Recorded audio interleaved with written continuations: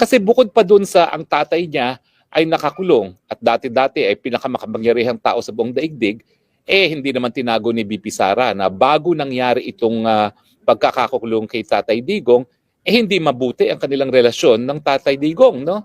So parang, alam mo, naranasan ko rin yan, no? Kasi medyo similar kami ng background ni Tatay Digong, ni BP Sara, no? Pero iba yung pagdala ni BP Sara eh. Alam niya na hindi sila naging close si Tatay Digong, pero alam niya kung ano yung obligasyon niya bilang anak. Pero at the same time, hindi lang naman siya anak sa kanyang tatay, no? Siya din ay isang ina na iniwan yung mga anak niya na napakabata pa sa Pilipinas at hindi nga niya alam nung sa simula kung gaano katagal niya maiiwan yung mga anak niya.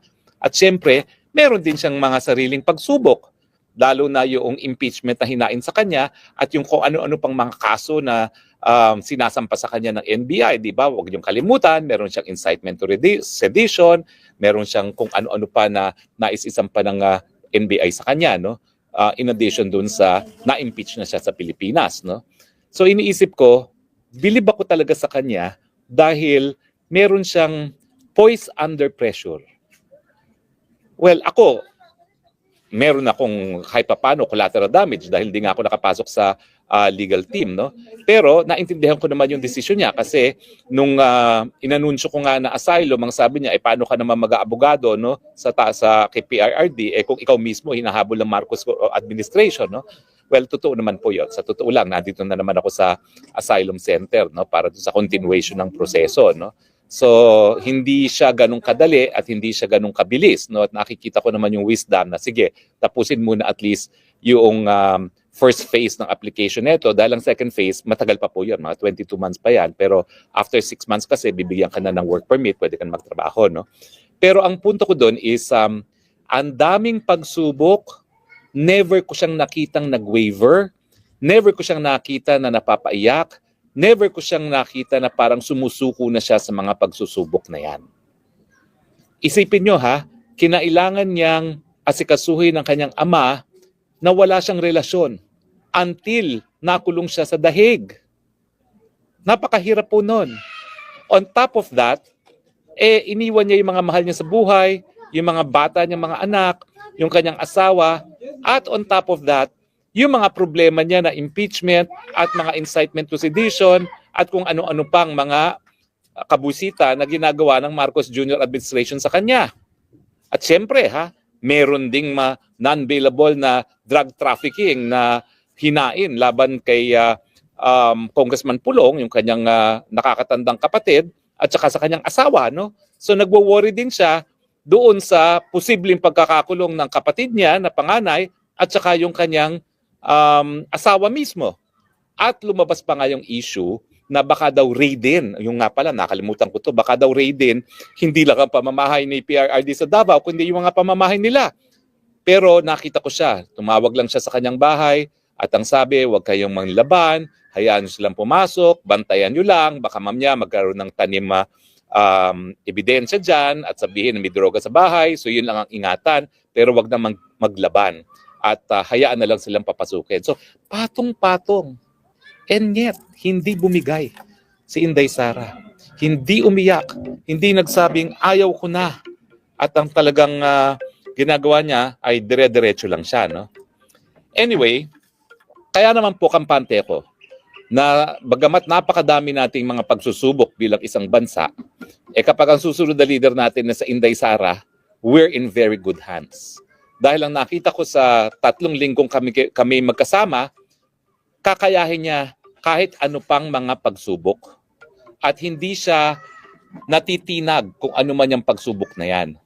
Kaya nga tingin ko ang Marcos Jr. Mabibigo kung sa tingin nila bibigay itong Inday Sara. Hindi. She is made of steel. Ang tingin ko.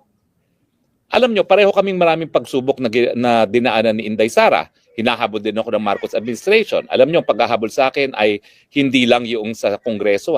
Meron pa yung BIR, meron pa yung AMLAC, at meron pa yung criminal case na tanim kaso na walang kaebidensya na hanggang ngayon walang desisyon. Ang duda ko kaya walang desisyon yan, talagang ayaw ako sampahan ng mga piskal at inaantay nila kung makakakuha sila ng ibang piskal para maghain ng kaso sa akin. No? Sana wag naman magpa-pressure yung mga piskal talaga dyan dahil ako naman naniniwala sa integridad ng ating mga public prosecutors, lalong-lalo na dahil ako naman ay pinalaki ng isang public prosecutor mismo, dyan mismo sa DOJ. Kaya laki akong DOJ dyan sa Padre Faura. No? Pero ako, aaminin ko po, hindi ako kasing tigas ni Inday Sara. Bumigay ko mga ilang beses na napapaiyak ako kasi nga hindi ko maintindihan bakit naging ganito yung buhay ko. Hindi ko naintindihan kung bakit ang paninindigan ay naging dahilan para eto nga po, hindi ako makauwi at hindi makapiling ng aking mga anak. No? So maraming beses na ako napaluha. Pero itong si Inday Sara, at the height of it all, hindi ko lang alam kung privately siya napaluha. No? Pero at the height of it all, kung siya'y mapapaluha, malalaman ko naman kasi talagang when the challenge was most intense, magkasama kami Hindi bumibigay. At siya'y parang stoic lang. Alam ba yung tawag sa stoic? Yung parang bato lang siya na sige lang, kakayanin natin ito. No? Hanggang umabot siya ng 3 linggo. Marami pa pong pagsubok yan, pero napaka-personal na. Hindi ko na ikukwento. Pero tingin ko, alam nyo naman yan kung kayo nag-aabang ng mga vlogs no, tungkol sa mga naririto sa dahig. No? So hindi lang yung issue sa tatay niya, hindi lang issue sa pagbuo ng legal team, hindi lang yung issue doon sa mga kasong hinaharap niya sa Pilipinas, hindi lang issue yung impeachment, hindi lang issue yung mga kaso sa laban sa kapatid niya, sa asawa niya, yung nami-miss niya mga anak niya, meron pang away-away. Hanggang nabuo ang pamilyang Duterte. At tingin ko, nabuo rin ang pamilyang Duterte dahil din kay Inday Sara Duterte. Dahil pinakita niya na sa panahon na may matinding paghamon sa pamilya, wala na dapat kawatak-watakan. Hindi na dapat nagbawatak-watak at dapat merong isang tindig ang pamilya. At yun naman ang nangyari. Kaya umalis siya, naayos niya lahat ng dapat niyang ayusin at ngayon naman, haharapin naman po niya yung mga pagsusubok sa Manila. Well, yun nga po ang aking sasabihin. Kung si Marcos Jr. po ito, hindi kakayanin ito ni Marcos Jr. Dahil alam naman natin ang buong buhay ni Marcos Jr. nagpapatakbo si Liza Araneta Marcos, di ba? Pero walang ganun si Inday Sara. Wala siyang, kumbaga, ano tawag doon, tukod sa buhay. Siya mismo ang tumatayo sa kanyang dalawang mga paa.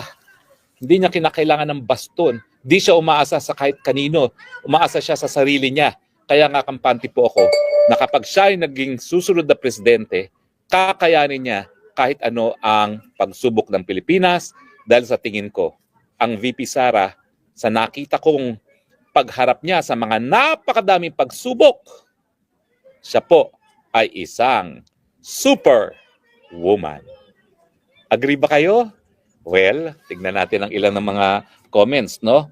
Marami pong comments, maraming salamat. Si Nimi Rayon, si Ana Rasio, si Margarita Solis, si Shing Marilyn Jo, hello. Naku, ang dami po. Si Angel Angie, si Crownness, Ruina Jimenez, si Pia Libre, Vine Buriso, Grace Miaco. Maraming salamat po sa inyong mga komento. No? But anyway, ang issue na lang po, ngayon natin kinakailangan ng superwoman.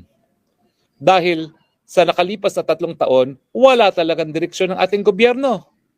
Kaya tuloy, wala tayong solusyon sa mataas na presyo ng bilihin, sa kakulangan ng trabaho, sa kababaan ng sweldo, sa kagutuman na pinakamatindi na sa loob ng 20 taon. Kailan pa natin pagbibigyan ng superwoman na mamuno sa atin?